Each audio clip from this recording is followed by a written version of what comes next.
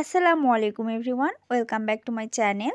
আজ আমি কাঁচা আলু ও সেদ্ধ করা আলু এই দু ধরনের আলু দিয়েই চিপস তৈরি করে দেখাবো। সকল প্রকার টিপস দিয়ে দিয়েছি, তো ভিডিওটি স্কিপ না করে শুরু থেকে শেষ পর্যন্ত দেখে আসুন। আর যারা যারা নতুন আছেন প্লিজ চ্যানেলটি সাবস্ক্রাইব করে দিন।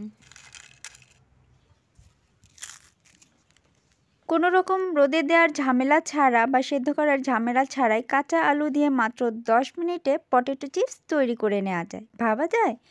আজ আমি কাঁচা আলু দিয়ে সরাসরি তেলে ভেজেই আলুর চিপস তৈরি করে দেখাবো। আশা করছি আমার আজকের রেসিপি আপনাদের কাছে খুব সহজ ও ভালোও লাগবে। এর জন্য আমি এখানে মাঝারি সাইজের কয়েক পিস আলু নিয়েছি।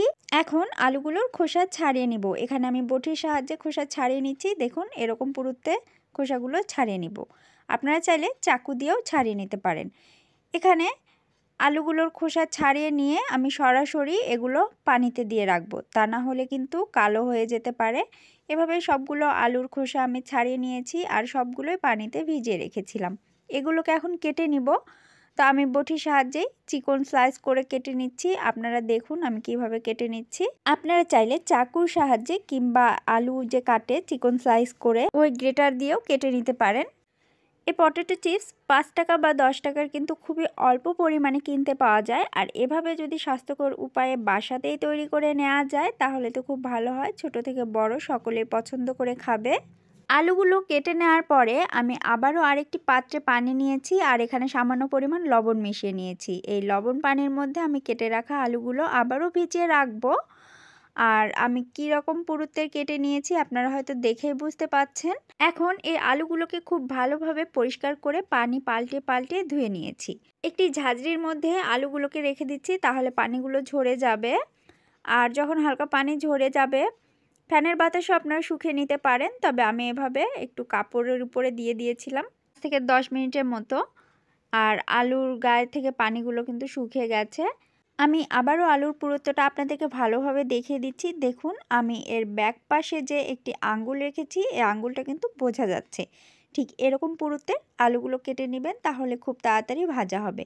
আলুগুলোকে ভেজে নেওয়ার জন্য একটি কড়াইয়ে পর্যাপ্ত পরিমাণে তেল গরম করে নিয়েছি। এর মধ্যে এক পিস আলু ছেড়ে দিয়েছি। আলুটা যখন ভেসে আসবে তখনই বুঝে নিতে হবে যে তেল ভালো মতো গরম হয়ে গেছে। এবার এখানে আমি কিছু পরিমাণে আলুর পিস দিয়ে এগুলোকে ভেজে নিব।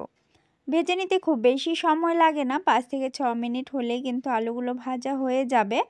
মিডিয়াম টু হাইয়ের মাঝামাঝি আঁচটাকে রেখে আলুগুলোকে ভেজে নিচ্ছি। উল্টাপাল্টা করতে করতে আলুতে কিন্তু কালার চলে এসেছে। এখন এগুলোকে তেল ঝরিয়ে নামিয়ে নিব। আর খুব বেশি কড়া কালার করানো যাবে না। এভাবে আমি সবগুলো আলু ভেজে নেব। তো কিছুক্ষণ তেল ঝরিয়ে এটাকে আমি নামিয়ে নিচ্ছি। আর ঠিক একইভাবে বাদবাকি আলুগুলো আমি ভেজে নিচ্ছি। দেখলেন তো কত সহজেই সেদ্ধ করার ঝামেলা ছাড়াই, রোদে শুকানোর ঝামেলা ছাড়াই সরাসরি কাঁচা আলুই তেলে ভেজে পটেটো চিপস বানিয়ে নেওয়া যায়। তো আমি প্রথমবারের আলুটা একটু বেশি কালারিং করে ভেজে নিয়েছিলাম, পরেরটা দেখুন হালকা কালারই আছে, তারপরে অনেকটাই মুচমুচে আছে। এখন আলুর উপরে আমি কিছু মশলা ছিটিয়ে পরিবেশন করে দিচ্ছি। এখানে আমি সামান্য পরিমাণ লবণ দিয়ে দিয়েছি আর সামান্য পরিমাণে মরিচের গুঁড়ো দিয়ে মেখে নিচ্ছি। তবে আপনারা যদি এটা সংরক্ষণ করতে চান তাহলে একটা এয়ারটাইট বক্সে রেখে সপ্তাহ জুড়ে খেতে পারবেন। আলুগুলো কতটা মুচমুচে হয়েছে আমি আপনাদেরকে ভেঙে দেখিয়ে দিচ্ছি। দেখুন হাতে মুঠোবন্দি করলে একদম সবগুলো গুঁড়ো গুঁড়ো হয়ে যাচ্ছে। প্রিয় দর্শক, আমার পটেটো চিপস রেসিপি ভালো লেগে থাকলে চ্যানেলটি সাবস্ক্রাইব করে দিবেন আর পাশে থাকা বেল আইকনটিতে ক্লিক করে রাখলে আমার নিত্য নতুন ভিডিও সবার আগে পেয়ে যাবেন। তবে আজ আর কথা বাড়াচ্ছি না, আজকের মতো এখানেই বিদায় নিচ্ছি। সবাই ভালো থাকবেন, সুস্থ থাকবেন। আল্লাহ হাফেজ। 1 বছর সংরক্ষণ সহ থাকছে আজকের আলুর চিপস রেসিপি। সাধারণ এই আলুগুলোকে আমরা যদি একদিন খাটনি করে চিপস তৈরি করে নিই তাহলে সারা বছর জুড়ে খেতে পারবো আর বাজার থেকে চড়া দামে পটেটো চিপস কিনতে হবে না। এই সময় আমরা অনেকেই এই আলুর চিপস রেসিপি তৈরি করে থাকি। যারা যারা করেন না আমি মনে করি তারা এই ভিডিওটি দেখে একবার হলেও তৈরি করে দেখুন, অনেক উপকারে আসবে। আলুর চিপস তৈরি করার জন্য আমি এখানে বড় সাইজের আলু বেছে নিয়েছি। এই আলুগুলোকে খোসা ছাড়িয়ে আমি স্লাইস করে কেটে নিয়েছি। আলুর এই স্লাইসগুলোকে আমি খুব বেশি পাতলা করিনি, একটু মোটা সাইজের রেখেছি, তবে খুব বেশি মোটাও না। দেখুন আমি দেখিয়ে দিচ্ছি, হালকা একটু মোটা থাকলে এগুলো কিন্তু খেতে খুব ভালো লাগে ভাজার পরে। তো দেখুন আমি কিভাবে এগুলোকে কেটে নিয়েছি। এভাবে সবগুলো কেটে নিয়েছি আর এভাবে পানি পাল্টিয়ে 2 থেকে 3 বার এই আলুগুলোকে ধুয়ে নেব। ধুয়ে নেওয়ার পর এগুলোকে আমি সেদ্ধ করে নেব। অনেকগুলো আলু কেটেছি, এজন্য আমি লাকড়ির চুলায় এগুলোকে সেদ্ধ করে নিচ্ছি। সেদ্ধ করে নেওয়ার জন্য আমি পাতিলে পানি গরম দিয়েছি আর এভাবে ঝাঁঝরি আগে থেকেই রেডি করে রেখেছি। তো দেখুন পানি যখন ফুটতে শুরু করবে তখন আমি এর মধ্যে দিয়ে দিব পরিমাণ মতো লবণ। অনেকে হলুদ দিয়ে সেদ্ধ করে, এখানে আমি হলুদটা দেইনি, শুধুমাত্র লবণটাই দিয়েছি। লবণটা পানির মধ্যে খুব ভালোভাবে মিশিয়ে নিচ্ছি।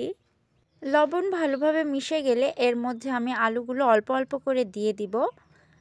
তো এই আলুগুলোকে একেবারে সেদ্ধ করে নেওয়া যাবে না, তা না হলে ভেঙে যেতে পারে। খুব জোর এখানে 3 থেকে 4 মিনিট আমি রাখবো, নাড়াচাড়া করে এই আলুগুলোকে নামিয়ে নিব। তো এখানে পানির পরিমাণটা অনেক বেশি আছে, আমি আরও বেশি দিতে পারতাম, তবে নামাতে গেলে তাড়াহুড়া হয়ে যাবে। যেগুলো পরে থাকবে সেগুলো কিন্তু বেশি সেদ্ধ হয়ে যাবে, এই জন্য আমি অল্প অল্প করে সেদ্ধ করে নিচ্ছি। 3 থেকে 4 মিনিট এগুলোকে নেড়েচেড়ে সেদ্ধ করে নিয়েছি আর এগুলোর কালারটা একটু পরিবর্তন হয়ে আসবে। দেখুন হালকা হলদে টাইপের হয়ে এসেছে। সেই সময় এগুলোকে আমি পানি ঝরিয়ে নামিয়ে নিব। এই স্ট্রেনারে আমি একবার পানি ঝরিয়ে নামিয়ে নিচ্ছি, আবারও ঝাঁঝরিতে রাখবো, এখানেও কিন্তু পানি ঝরতে থাকবে। খুব দ্রুত পানি ঝরিয়ে নিতে হবে আর বেশি নাড়াচাড়া করা যাবে না এই সময়, তাহলে ভেঙে যেতে পারে। পানিটা যখন ঝরে যাবে আর আলুগুলো হালকা ঠান্ডা হয়ে আসবে তখন আমি এগুলোকে রোদে দিয়ে দিব।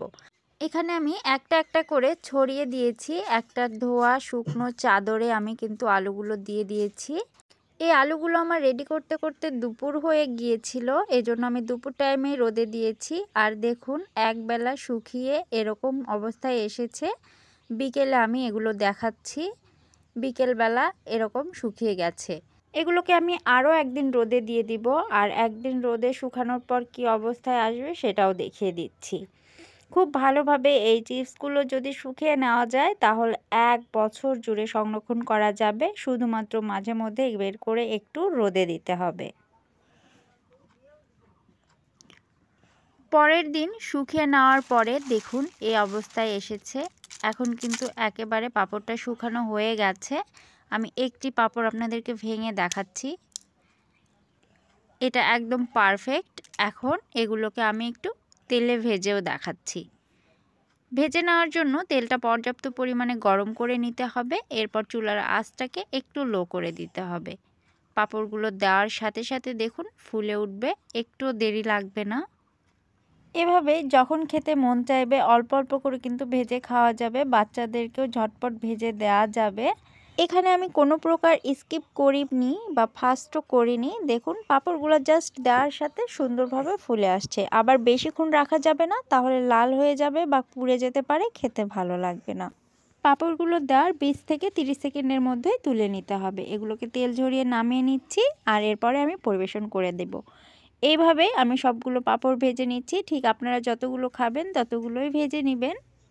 এভাবে বাসাতেই আলু চিপস বানিয়ে নিলে বাজার থেকে আর চড়া দামে আলু চিপস কিনে আনতে হবে না। তো অবশ্যই একদিন বাসায় ট্রাই করবেন। আর আমার ভিডিও ভালো লেগে থাকলে চ্যানেলটি সাবস্ক্রাইব করে দিয়ে পাশে থাকা বেল আইকনটিতে ক্লিক করে রাখবেন, তাহলে আমার নিত্য নতুন ভিডিও সবার আগে পেয়ে যাবেন। এখানে এই চিপসগুলো ভাজা হয়ে গেছে। এগুলো ভাজার পরে আপনারা গোলমরিচের গুঁড়া, লবণ, শুকনো মরিচের গুঁড়া এগুলো দিয়ে মেখে খেতে পারেন। তবে এগুলো আমার কাছে এমনিতেই খেতে অনেক ভালো লাগে, এজন্য আমি আর ওগুলো দেইনি। প্রিয় দর্শক, আজের কথা বাড়াচ্ছি না, আজকের মতো এখানেই বিদায় নিচ্ছি। পরবর্তীতে নতুন কোনো রেসিপি নিয়ে আবারও হাজির হয়ে যাব। সে পর্যন্ত সবাই ভালো থাকবেন, সুস্থ থাকবেন। আল্লাহ হাফেজ।